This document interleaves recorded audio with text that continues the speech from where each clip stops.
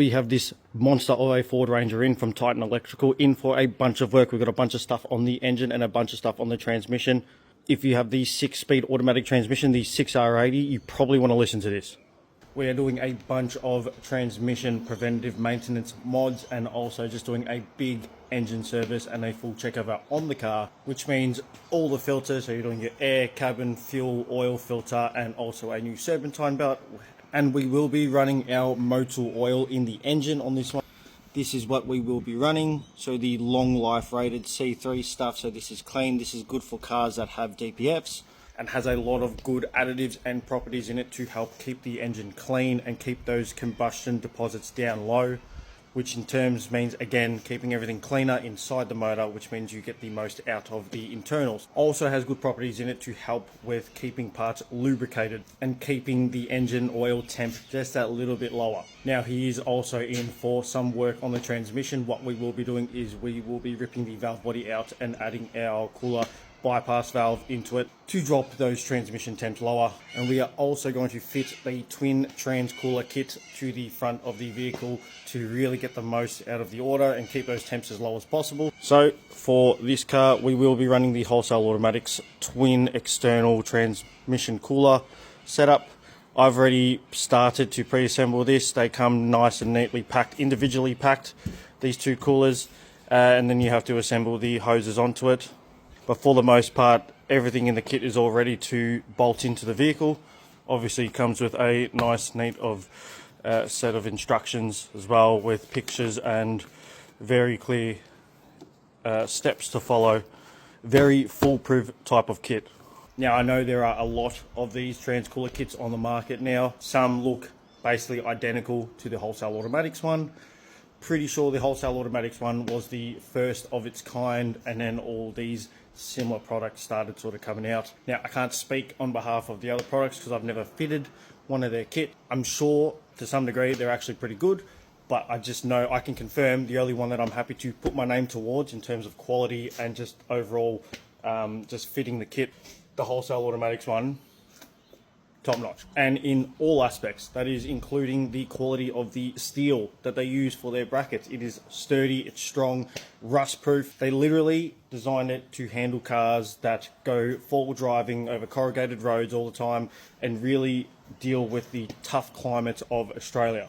But I just wanted to come in here quickly because this guy is spending a little bit of money to get this Ranger up to scratch, just in case you have a Ranger with the 6-speed automatic transmission in it, the 6R80. If you aren't aware, they are susceptible to shit fucking tons of problems. They have a lot of different problems, but one of the main things that you can do to help get the most out of it is keep the temperatures down. You will get the odd person that tells you that running too cold is bad, but I'm talking from physical experience, first-hand experience. I've seen it over the years that running lower temp stops the oil from degrading and keeps it protecting and lubricating and operating the auto better. And then even after years of seeing all of this, I would see customers come back just to service their auto.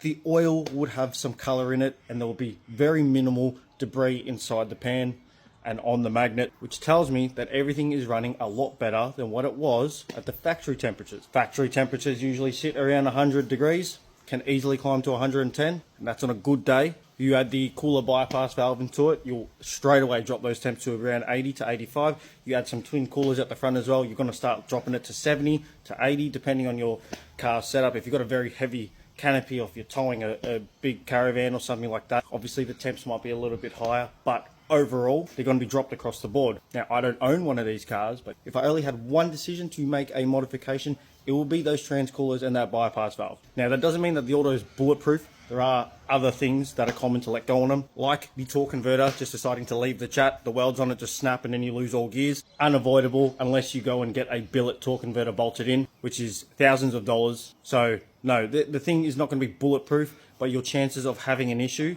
and your costs of repairs being lower are a lot higher if you have some of these mods to keep those temperatures down. So obviously this guy has a canopy. Being an electrician, I wouldn't expect it to be too heavy, but it's got the extra weight on the back.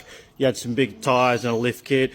do it on a hot day and you have some wind resistance, the auto temps might actually start to climb because the factory cooling system for the transmission fluid is fucking shit. The cooling system that they've engineered and designed for this car is they keep the transmission oil within the transmission until it gets hot enough, and then it pumps it out to another cooler on the side of the engine block, which runs the coolant through it, and that's how it keeps it cool. But the problem with that is your engine coolant also gets hot and your engine block gets hot, so you're just basically trying to cool it with hot properties around it, which makes absolutely no fucking sense, and it's why there's so many Rangers out there that have all these fucking problems. I just want to come on here quickly and show you that there are some people out there that are actually a bit smarter and realize that preventative maintenance is cheaper than repairs. And you don't have to take my word for it. Whatever you do with your money is up to you, but if you own a Ranger and you want to minimize the risk of needing to spend over 10 grand to get your auto rebuilt, spend the marginal amount of money in the grand scheme of things in preventative mods for the auto, give yourself some peace of mind, and potentially save yourself burning a hole in your wallet and needing to call a tow truck. If you can't afford doing the cooler kit, at the very least, add that cooler bypass valve, because that alone will drop your temps heaps, even if you still have the factory heat exchange unit on the side of the block. Anyway, I just wanted to quickly come here and tell you about that, because I'm meeting a lot of Rangers at the moment, and they all have the same problems, and they're all trying to do the same thing. So if you want to potentially save yourself thousands, literally thousands, down the track, try and keep your temps down on your auto, and hopefully your torque converter doesn't let go. Anyway, I'm going to get back to it because there is so much work I need to do on this car. But I just want to quickly come in here and tell you, if you own a Ranger with a 6-speed automatic transmission, you should consider getting some transcoolers or at least the bypass valve to keep those temps down and potentially save you thousands and burning a hole in your fucking wallet. See you in the next video.